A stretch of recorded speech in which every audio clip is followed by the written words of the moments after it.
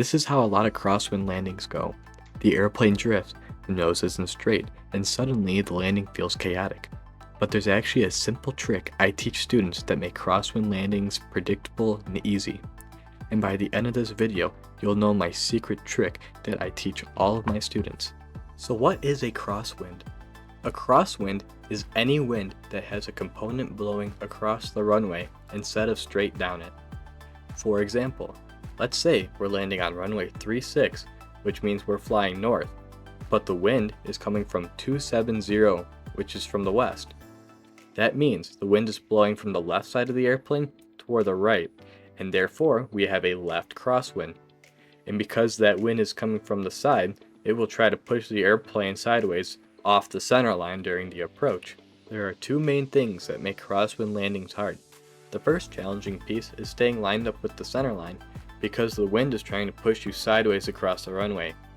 Even if the airplane is flying straight through the air, the wind can and will still move you sideways relative to the ground. So if you don't correct for it, the airplane will slowly drift off the center line during the approach. The second challenge is keeping the nose parallel with the runway before landing. Because the wind is coming from the side, pilots will often point the nose slightly into the wind during the approach to stop the drift. This is called a crab. The airplane tracks straight towards the runway, but the nose isn't actually lined up with it. And you can't land like this because the wheels would touch down at an angle. This creates side loads on the landing gear and causes the airplane to skip or bounce sideways.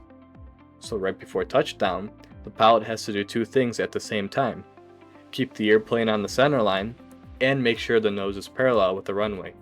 Managing both of these things together is what makes crosswind landings challenging, and it's also one of the common struggles I see that my students have. And that common mistake is that my student either forgets to put in rudder or they forget to put in aileron. Now that we understand what a crosswind is, let's discuss how pilots handle crosswinds. There are two common methods used during a crosswind landing. The first is called a crab, and the second is called a side slip. I teach the crab method for crosswind landings because it tends to be easier and safer for students to manage during the approach. In a crab, the pilot simply points the nose slightly into the wind. This allows the airplane to track straight toward the runway, even though the wind is trying to push it sideways. From the cockpit, the airplane may look like it's pointed slightly off the runway, but the ground track stays lined up with the center line. However, you can't land while the airplane is still crabbing, because the wheels would touch down while the airplane is angled. Therefore, just before touchdown, the pilots transition out of the crab. To do this, the pilot kicks in opposite rudder to straighten the nose with the runway, while at the same time keeping aileron into the wind.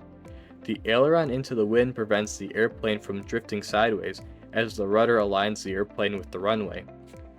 If done correctly, the airplane will touch down with no sideways drift and the nose parallel with the runway.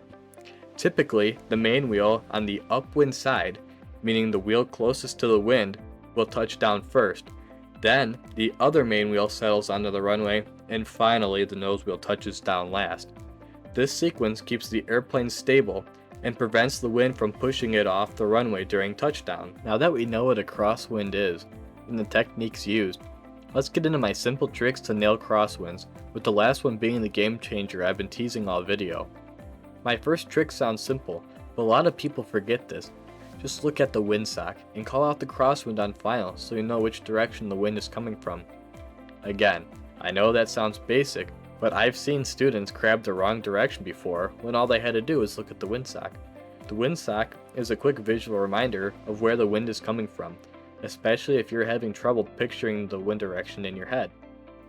The second trick is to say to yourself, I'm going to fly the airplane all the way down to the ground. Again, very simple, but when you say it out loud, you reinforce the idea of keeping proper technique all the way through the landing instead of relaxing too early, another common mistake I see. And speaking of talking out loud, say what you're doing. This applies to almost everything in aviation. When you verbalize what you're doing, you're more likely to catch the mistakes before they turn into bigger problems. And finally, the trick I've been teasing the entire video. Instead of worrying about exactly how much correction you need, literally picture yourself punching into the wind. Think of it like a boxing match. If the wind is from the right, you punch to the right. If the wind is from the left, you punch to the left. That reminds you to put in aileron into the wind. And if you correct too much, well, you have a crosswind. You let the wind push you back toward the center line. Once you kick the rudder straight, the boxing match does not end. Keep punching into the wind, saying out loud, "I'm going to fly the airplane all the way to the ground." And lastly, this might sound like a cliche, but just practice. Again, it sounds cliche, but you're really never going to master it, and these tips really aren't going to help you unless you practice. So, maybe one day you guys take off, you and your instructor fly out wherever, and you're going to go practice landings. And there's nobody in the pattern, and you see that, hey, there's a 10-knot crosswind on this runway. It's manageable, your instructor agrees with it.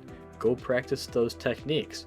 Alright, I'm done rambling now. If you guys enjoyed this video, please feel free to like, subscribe, comment your opinion down below, give your best tips in the comments. Let's all help each other out. I'll see you guys next time.